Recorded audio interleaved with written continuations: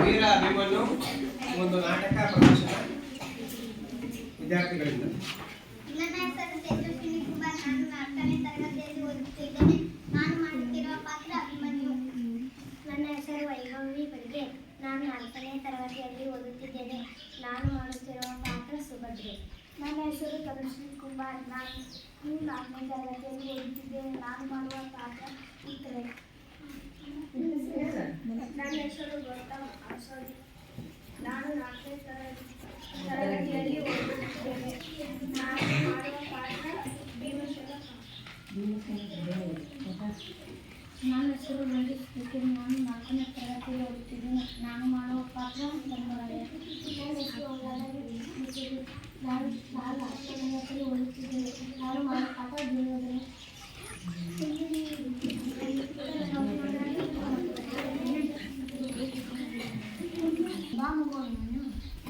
ಇಂದು ದ್ರೋಣಾಚಾರ್ಯರು ಯುದ್ಧ ಭೂಮಿಯಲ್ಲಿ ಚಕ್ರವನ್ನು ಧರಿಸಿದ್ದಾರೆ. ಅದನ್ನು ಧರಿಸುವ ವಿದ್ಯೆ ನಿನ್ನ ತಂದೆಯಾದ ಅರ್ಜುನ, ಶ್ರೀಕೃಷ್ಣ ಮತ್ತು ಬಲರಾಮರಿಗೆ ಮಾತ್ರ ಗೊತ್ತು.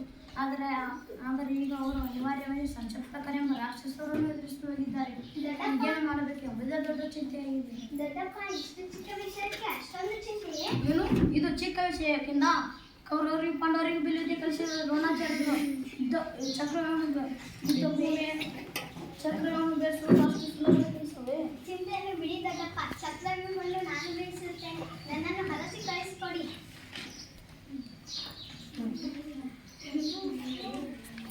ನಿನ್ನ ಈ ಪರಾಕ್ರಮದ ಮಾತುಗಳನ್ನು ಕೇಳುತ್ತಿದ್ದರೆ ನನಗೆ ಅತಿ ಸಂತೋಷವಾಗುತ್ತಿದೆ. ನಿನ್ನನ್ನು ಪಡೆದ ನಾವೇ ಧನ್ಯರು.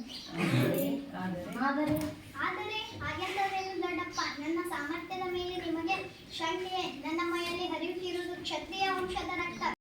ನೀನು ಹೇಳುತ್ತಿರುವ ಮಾತುಗಳಲ್ಲಿ ಸಂದೇಹವೇ ಇಲ್ಲ. ಆದರೆ ಈ ಜಲಘೋರ ಯುದ್ಧವು ನಿನ್ನಂತಹ ಬಾಲಕನಿಗೆ ಸಲ್ಲದು ಕುಮಾರ.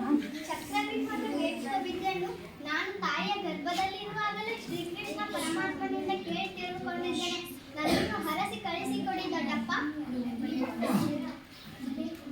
ಲೇ ಕುಮಾರ, ನಿನ್ನ ಪರಾಕ್ರಮ ಮಾತುಗಳನ್ನು ಕೇಳುತ್ತಿದ್ದರೆ ನೀನು ಚಕ್ರವ್ಯೂಹವನ್ನು ಭೇದಿಸುವುದರಲ್ಲಿ ಯಾವುದೇ ಅನುಮಾನವಿಲ್ಲ.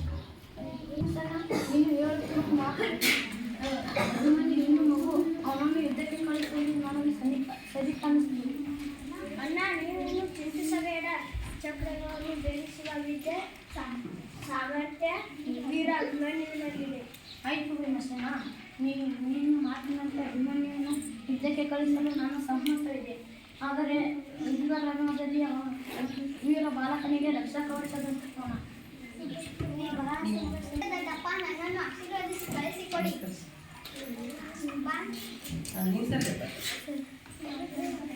ಅಮ್ಮ, ಇಲ್ಲಿನ ನಾನು ಕುರುಕ್ಷೇತ್ರ ಯುದ್ಧದಲ್ಲಿ ಚಕ್ರವ್ಯೂಹವನ್ನು ಭೇದಿಸಲು ದೊಡ್ಡಪ್ಪಂದಿರಾದ ಧರ್ಮರಾಯ ಹಾಗೂ ಭೀಮಸೇನರಿಂದ ಆಶೀರ್ವಾದ ಪಡೆದು ಬಂದಿದ್ದೇನೆ.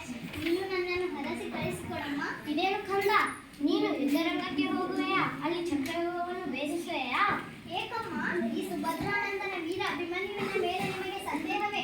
ನನ್ನನ್ನು ಹರಸಿ ಕಳಿಸಿಕೊಡಿ. ಆಗಲಿ ಮಗು. ಶ್ರೀಕೃಷ್ಣ ಪರಮಾತ್ಮನ ಕೃಪೆ, ತಂದೆಯ ಶೌರ್ಯ ನಿನ್ನಲ್ಲಿರುವಾಗ ಸಂದೇಹದ ಮಾತೇ ಇಲ್ಲ.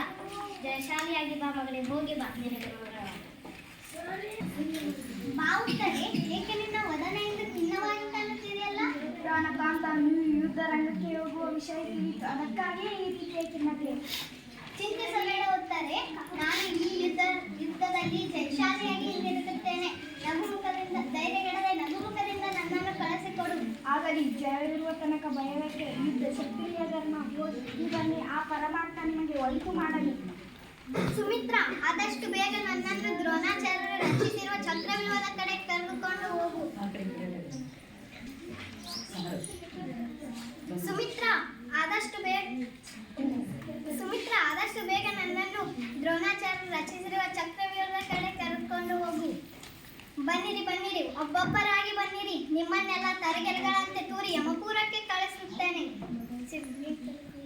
ಹೇಳಿಗಳೇ, ತಾಯಿ ಹಾಲುಂಡ ಯಾವುದೇ ಕ್ಷತ್ರಿಯ ಈ ಕೆಲಸ ಮಾಡಲಾರ. ವೀರಾವೇಶದಿಂದ ಹೋರಾಡಿ ಸತ್ತು ಸ್ವರ್ಗ ಸೇರುವುದನ್ನು ಬಿಟ್ಟು ನರಕದ ದಾರಿ ಹಿಡಿಯುತ್ತೀರಾ? ನಿಮಗೆ ಧಿಕ್ಕಾರವಿರಲಿ. ಸೈಂಧವರಾಜ ಬಿಡೆ ಕರ್ಣ ಜಯರಥ, ನೀವೆಲ್ಲ ಅವರ ಮೇಲೆ ಒಟ್ಟಾಗಿ ಬಿಡಿ.